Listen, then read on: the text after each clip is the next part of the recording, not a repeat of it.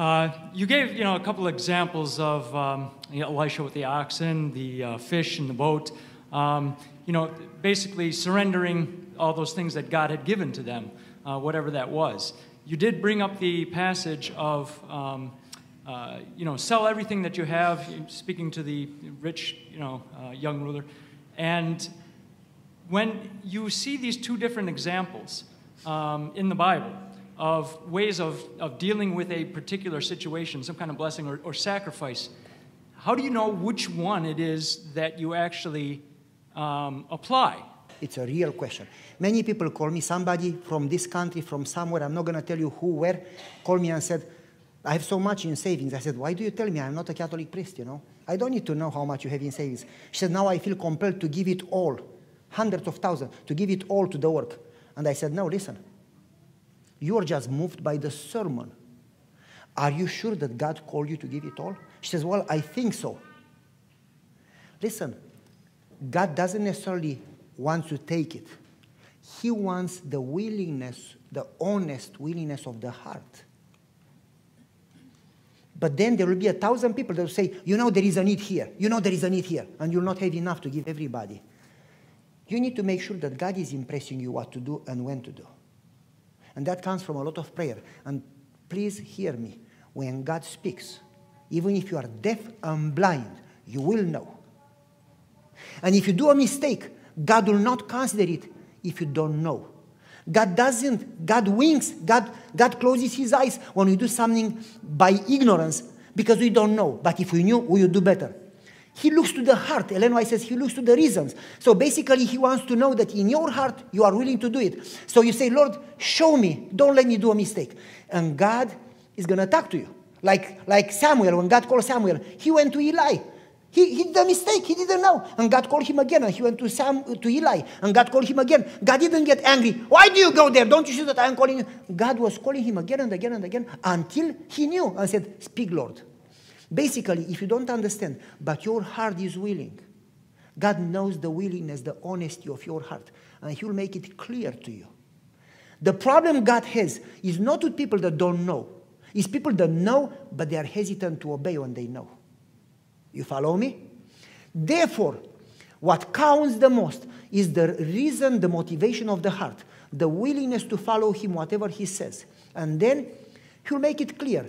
Do this now, talk to this neighbor now. You just need to be willing to obey when he talks to you. Help this mission right now. He's not going to ask you probably to sacrifice your son or to give 500,000.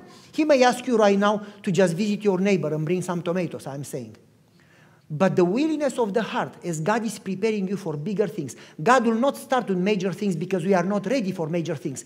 God is going to start with the things that would extend a little our faith beyond our comfort. And as you do that, you develop and he's going to give you bigger things. Ellen White says that the more we obey, the more God would form us for bigger things.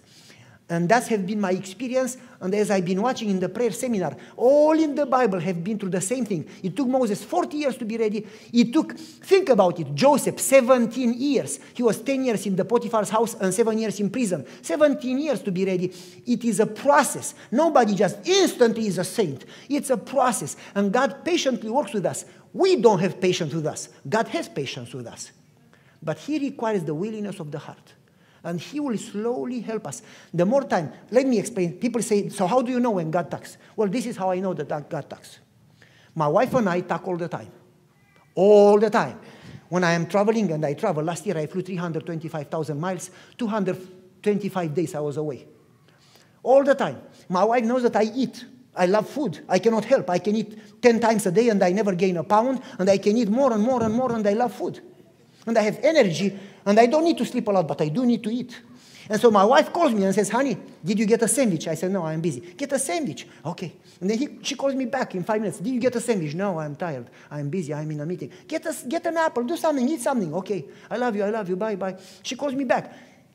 How are you doing? Good. Did you eat? I said, yeah, I ate. They fed me. Good food. She said, I don't care how good is the food. I can eat beans with pickled stuff, better than cake. I don't care for cake. But anyway, and so I'm simple. I just need to eat, And so, I go in the garden, break a tomato, and I'm happy. I don't need big stuff, And say, did you eat something? I just ate a tomato. Good, I love you, bye. When I drive home, I drive between mountains, I lose signal. Trrrt. Hello, tomato, sandwich, love you. How do I know that is my wife? I know the voice. I know the message. We talk so much to the point that I know what she says before she says it. When I have visitors, she doesn't need to tell me what to do. She looks at me and I know what to do. You follow me? How do you know God's voice? If you never talk to God, you don't know. But if you talk to Him daily, continually, continual communion, pray without ceasing. If you pray all the time, you don't have to close your eyes. You just have to be in connection. Should I do this, Lord? Should I do that? If you are in continual connection, eventually you are going to distinguish, Ellen White says in Desire of Ages, distinguish God's voice among any other voice. The more you talk to Him, the more time you spend with Him, the more you know Him. You follow me? So don't expect instantly to move mountains, but start wherever you are and start talking to Him and start praying and start surrendering. And as you do small steps, baby steps, He patiently is going to work with you. And listen carefully what I say now. It doesn't matter where you are in your spiritual growth. God doesn't save you because of your righteousness. Nobody is righteous enough to deserve heaven. Nobody of the people that died that I know were righteous enough to deserve heaven. God doesn't save you because of your righteousness. Wherever you are in that growth process, you can be like thief on the cross, that Jesus promised salvation, and you can be like Paul right there. Ready, I'm ready to live or to die. I've surrendered all. Doesn't matter where you are. As long as you are continually connected, you are safe. When you disconnect from God, then you are not safe. Because it says, Christ in you, the hope of glory. Or another verse, he who has Christ has life. He who doesn't have Christ doesn't have life. So it doesn't matter how much you surrender, how much you know, how holy you are. It matters if you are continually connected, dependent, if you are on the rock or on the sand, if you are with Him or alone. Because, listen, Jesus says in John 15, separated from me, you are nothing. What it matters is that daily you surrender, you invite His presence, you walk with Him. And in that growth process, when Jesus comes, you may be here or here. If you are connected continually, willing to obey and to trust, He will save you not because of you, but because of Him. If you trust yourself or you try your methods, different story. Okay, so it's not how much you give, it's how much you are willing. And God will make it clear. And I cannot explain it too much except that I have paragraphs in the seminar, in the prayer seminar, and I have experiences from the Bible and from other people and from my life that show that when you are willing, God will make it clear. I could give you a bunch of stories. When my struggle was to be willing, after I was willing, struggle ended. Like Jesus, the biggest struggle was in Gethsemane. After He accepted it in the cup, the other things just followed.